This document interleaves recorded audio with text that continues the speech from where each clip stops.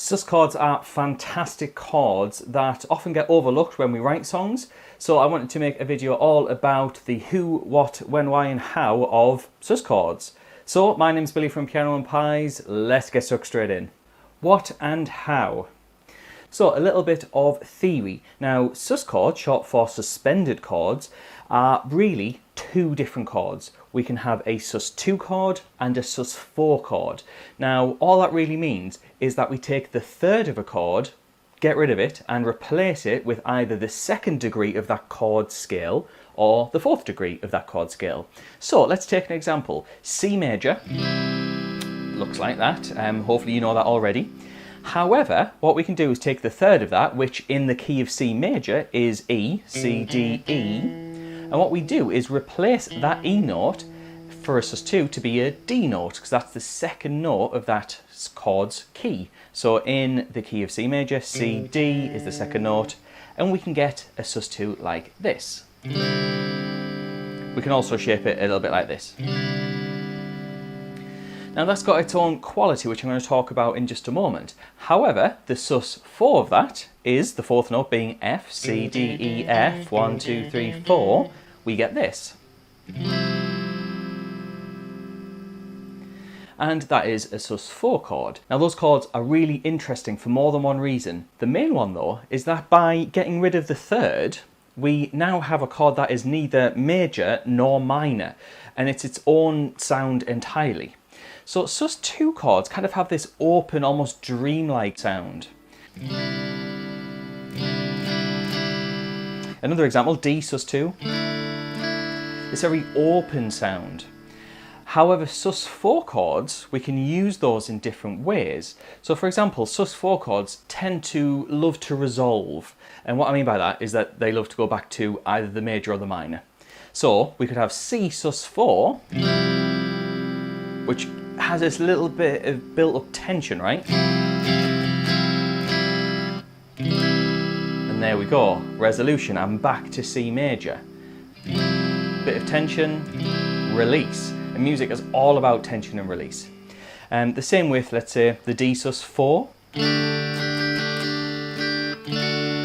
There we go, there's the release. In fact, we can find that in lots of songs. Take, for example, Crazy Little Thing Called Love by Queen, the classic song. That starts off with alternating D majors and D sus4 chords.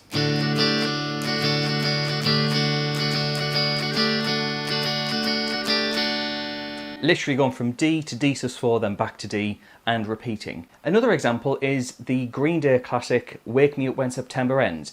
At the end of the guitar solo part and the chords behind it have a D sus4 chord, which then resolves down to a D major chord. It then repeats it to really emphasize that sus4 to major resolution, the tension and release. So why use these in your pieces? So in those two examples, they provide rhythmic interest, to put it bluntly. So that Queen song, basically they said, right, well I want to start with a D major chord, but it sounds quite boring if it's just D major. Sounds a little bit basic, especially for Queen. So throw in a D sus4 to alternate. There we go, it sounds interesting. It's a really interesting start to a song. And in the case of the Green Day song, if we want to stay on the chord for a long period of time, we can throw in that D sus4, again, just to make it sound less boring. Because if it's just the D major chord for a long time, yeah, it's going to be a pretty boring part, so it's quite an interesting element to add in there. Where and who? Okay, so this is where we're going to look at some more examples to see how famous artists use it and how they go about it. So the first example we're going to look at is Coldplay. They have a really famous song called Yellow, and it starts off with a B major chord that goes up to a B sus4. And similar to the Queen song, they use it as a bit of emphasis and a bit of difference on one chord. They're playing this B major chord, but then you can see I've shifted that finger up, I've gone to a B sus4, and that provides a little bit of difference, a bit of uniqueness.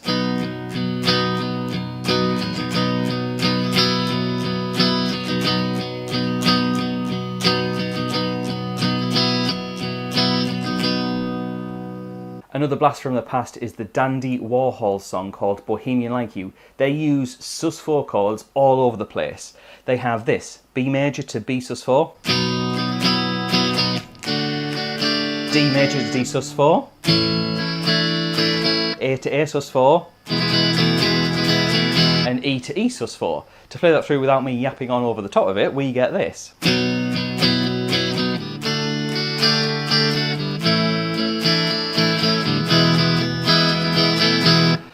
That is probably the catchiest part of the song. It starts at the very beginning, well, after a drum solo, and without it, it just sounds really bland.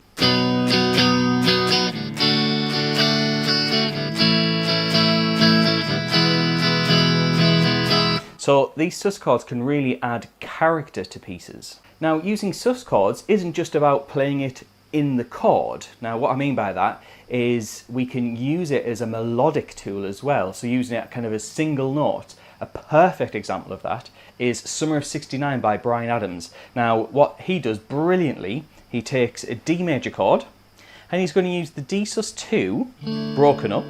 He'll then go to D major, D sus4, and then back to D major. Now, if you're not too confident on those chord shapes, basically this shape here is D sus2, there's D major, and with the little finger it's D sus4. Watch how I use those shapes, those chords, in a melodic way, and I'll alternate between them, and he uses it in his big guitar solo. It's the most catchiest part of the song. Here it is.